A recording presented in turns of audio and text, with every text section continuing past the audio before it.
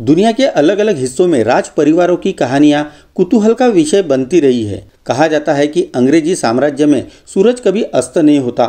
दुनिया के ज़्यादातर मुल्क अंग्रेजों के गुलाम थे। अंग्रेजों की मर्जी के बिना एक पत्ता तक नहीं हिलता था। लेकिन 19वीं शताब्दी के अंत में एक ऐसी हकीकत दुनिया के लिए गवाह बनने जा रही थी जिसे इंग्लैंड का राज परिवार क्या एक सामान्य ब्रिटिश नागरिक हजम करने को तैयार नहीं था। एक इंडियन सर्वेंट से ब्रिटेन की रानी विक्टोरिया को प्यार हो गया था। वो कहानी दुबले कद काठी वाले अब्दुल करीम की है, जिसने रानी विक्टोरिया को अपना दीवाना बना दिया था। अब्दुल करीम 24 ईयर्स के थे जब वे 1887 में आगरा से इंग्लैंड गए थे। उन्हें भारत की ओर से एक तोहफे के रूप में क्वीन विक्टोरिया के पास भेजा गया था।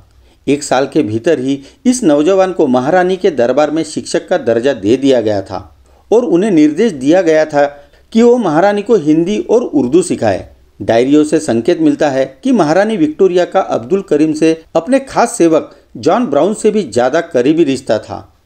डायरियों में लिखा है कि जब अब्दुल करीम महारानी के दरबार की नौकरी छोड़ने का मन बना बैठे थे, तब महारानी ने खुद उनसे न जाने की विनती की थी। अब्दुल करीम लगभग 15 साल से महारानी के साथ थे।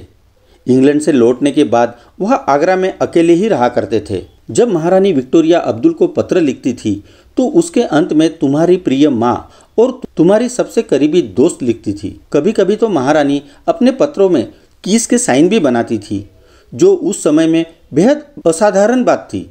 दोनों के बीच का रिश्ता काफ़ी भावुक था, जिसका विभिन्न स्तर पर वर्णन किया जा सकता है। कह सकते हैं कि ये रिश्ता एक जवान भारतीय आदमी और 60 वर्षीय महिला के बीच का था, या फिर कहे कि ये एक माँ और बेटे के बीच का रिश्ता था। रानी विक्टोरिया का जन्म 1819 में हुआ था, लेकिन जब विक्टोरिया महज 8 महीने की थी तो उनके पिता का देहांत हो गया। विक्टोरिया के मामा ने उनकी शिक्षा दीक्षा का कार्य जिम्मेदारी से संभाला। वे स्वयं भी बड़े योग्य और अनुभवी व्यक्ति थे, लेकिन पारंपरिक विचारों का ध्यान जरूर रखते थे। विक्टोरिया को किसी भी पुरुष से एकांत में मिलने नहीं दिया गया। यहाँ तक कि बड़ी उम्र के नौकर चाकर भी उनके पास नहीं आ सकते थे। जितनी देर वह शिक्षकों से पढ़ती, उनकी माँ या दाई माँ उनके पास बैठी रहती थी। 18 वर्ष की उम्र में विक्टोरिया गद्दी पर बैठी। वे लिखती है कि मंत्रियों की रोज की इतनी रिपोर्ट्स आती है तथा इतने अधिक कागजों पर हस्ताक्षर करने पड़ते हैं कि मैं थक जाती थी, किंतु इससे मुझे सुख मिलता है। राज्य के कामों के प्रति उनका यह भाव अंत तक बना रहा। इन कामों में वे अपना एक क्षेत्र अधिकार मानती थी। उनमें वे मामा और माँ तक का हस्तक्षेप स्वीकार नहीं करती थी। विक्टोरिया ने पत्नी, माँ और रानी तीनों रूपों में अपना कर्तव्य अत्यंत ईमानदारी से निभाया। विवाह होने पर वे पति को भी राजकाज से दूर रखती थी, परंतु धीरे धीरे पति के प्रेम, विद्वत्ता और चातुर्य आदि गुणों ने उन पर अपना अधिकार जमा लिया और वे पति परायण बनकर उनके इच्छानुसार चलने लगी। लेकिन 43 ईयर्स में ही वह विधवा हो गई। इस दुख को सहते हुए भी उन्होंने 39 ईयर्स तक बड़ी ईमानदारी और न्याय के साथ शासन किया।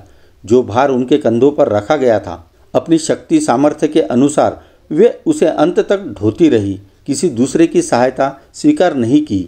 इधर अब्दुल करीम ने आगरा में अपने जीवन के आखिरी पल बिताए। अब्दुल करीम की मौत 1909 में हुई थी। तब वह केवल 46 ईयर्स के थे।